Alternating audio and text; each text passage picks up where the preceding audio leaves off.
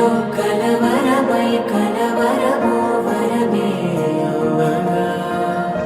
సీతారామ కళ్యాణానికి సిద్ధంగా ఉన్నారు. సీతమ్మ తల్లి అగ్నిహోత్రానికి అటు కూర్చుంది, రామచంద్రమూర్తి ఇటు కూర్చున్నారు. మహారాజు గారు వచ్చారు. ఇక్కడ కూడా అందం సీతారామ కళ్యాణం.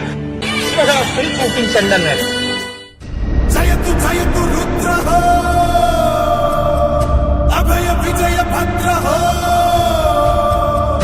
అరుణ కిరణ నేత్ర తీసుకొచ్చి పెట్టిన తరువాత కరణ కంఠ శరణు నీ అవతరణం ఓ రవికిరణం నీ గమనం భయదహనం నీ పాదం కదిలను దశలను దిశలను మార్చును నీ నయనం ఉడవల నీ పదతూరి పులకితమైనది రామ ఈ ధనస్సు ఇది శివధనస్సు.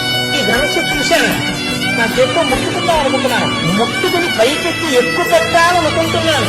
ఆయన వెంటనే ఆ ధనస్సు యొక్క మధ్య భాగాన్ని పట్టుకొని నేరగా ఇలా పైకెత్తేయడం, కారు ఇప్పేయడం, ఇంతటి వంచడం, కట్టేయడం జరిగిపోతుంది. తెలగల ధ్వనులతో శివధనస్సు గిరికి చెదరడం. రాముణ్ణి చూసి అన్నారు, ఈమె సీత ఎంత సంతోషమో, నా కూతురు. ఇంటికి ఇస్తున్నానో తెలుసా, ధర్మంలో నిన్ను అనుసరించి ఉంటుంది.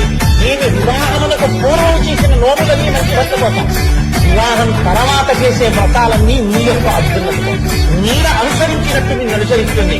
అటువంటి పిల్లని నీకు ఇస్తున్నానని చెప్పి రామచంద్రమూర్తి చేతిలో సీతమ్మ తల్లి చెయ్యి పెట్టి సీతారామ కళ్యాణం చేయించారు.